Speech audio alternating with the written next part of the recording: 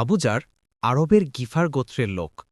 মক্কা থেকে অনেক দূরে বাস করেন তিনি। সত্যানুসন্ধি আবুজার শুনলেন মক্কায় একজন নবী আবির্ভূত হয়েছেন। আবুজার মক্কায় গিয়ে তার সাক্ষাৎ লাভের মনস্থ করলেন, কিন্তু কোরাইশদের সেন দৃষ্টির সামনে তাকে খুঁজে বের করে সাক্ষাৎ করা নিরাপদ নয়। তবু আবুজার মক্কায় চললেন।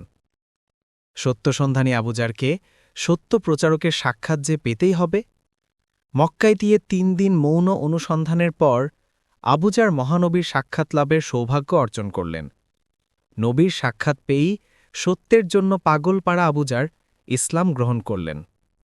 মহানবী আবুজারকে উপদেশ দিলেন, ইসলাম গ্রহণের কথা গোপন রেখে তুমি নীরবে দেশে ফিরে যাও। ইসলাম গ্রহণ করে আবুজার কিন্তু আর স্থির থাকতে পারলেন না। যে সত্য গ্রহণের জন্য এতদিন তিনি পাগল প্রায় ছিলেন, সে সত্য প্রচারের জন্য এতদিন তিনি অস্থির হয়ে উঠলেন। তার মনে কাটার মতো বিততে লাগল। ফুলশয্যায় শয়ন করে কাল কাটাবার জন্য আবুজার ইসলাম গ্রহণ করেননি, কিংবা নিরাপদে মুসলমান হয়ে থাকার বাহবাও তো আবুজারের জন্য নয়। তাহলে আবুজার চুপ করে থাকবে কেন? এই চিন্তা আবুজারকে চুপ থাকতে দিল না, স্থির হতে দিল না। হযরত আবুজার বিনীতভাবে মহানবীর কাছে নিবেদন করলেন, তাওহীদের মহাবাণী আমি গোপন রাখতে পারব না। কাফিরদের মধ্যে গিয়ে চিচিয়ে তা ঘোষণা করব।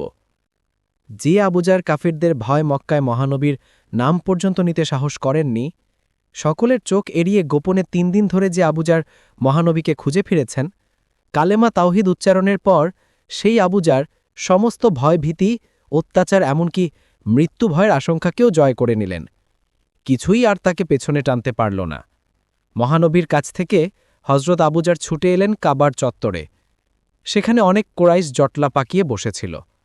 আবুজার কাবার গৃহের সামনে গিয়ে বস্ত্র নির্ঘোষে ঘোষণা করলেন, আল্লাহ ছাড়া আর কোনো ইলাহ নেই। মুহাম্মদ সাল্লাল্লাহু আলাইহি ওয়াসাল্লাম তার রাসূল। হযরত আবুজারের তাওহীদ ঘোষণা বোধহয় কোরাইশদের হৃদয়ে তীরের মতো বিদ্ধ হয়েছিল। তারা আহত হিংস্র পশুর মতো ছুটে এলো আবুজারকে লক্ষ্য করে। সবাই মিলে চারদিক থেকে নির্মম প্রহার শুরু করল তার উপর। আঘাতে আঘাতে আবুজারের দেহ ক্ষতবিক্ষত হয়ে গেল। রক্তে ভিজে গেল কাপড় চোপড়। ঢলে পড়লেন মাটিতে।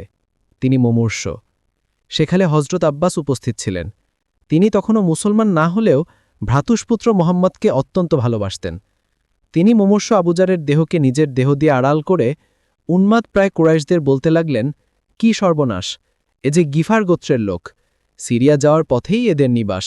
এর এভাবে মৃত্যু হলে সিরিয়ার ব্যবসা বাণিজ্য করার পথই যে আমাদের বন্ধ হয়ে যাবে। এ কথা শুনে কুরাইশদের সম্বিত ফিরে এলো। তাদের মনে হল আব্বাস তো ঠিকই কথা বলেছেন। তারা আবুজারকে ছেড়ে দিয়ে সরে দাঁড়াল। এ অমানসিক নিপীড়ন হযরত আবুজারকে সত্যের প্রচার থেকে বিরত রাখতে পারেনি।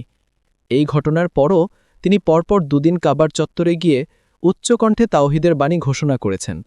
অত্যাচার, নিপীড়নেরও পুনরাবৃত্তি হয়েছে। কিন্তু আবুজার সত্যের জন্য, আল্লাহর সন্তুষ্টির জন্য সবকিছুকেই মেলে নিয়েছেন হাসি মুখে। অদ্ভুত শক্তি তাওহীদের। মনে প্রাণে একবার এ কালেমা পাঠ করলে মানুষের মনে যে শক্তির বন্যা আসে, তার সামনে থেকে জগতের সব অত্যাচার, সব জুলুম আর তার ভয় তৃণখণ্ডের মতো ভেসে যায়।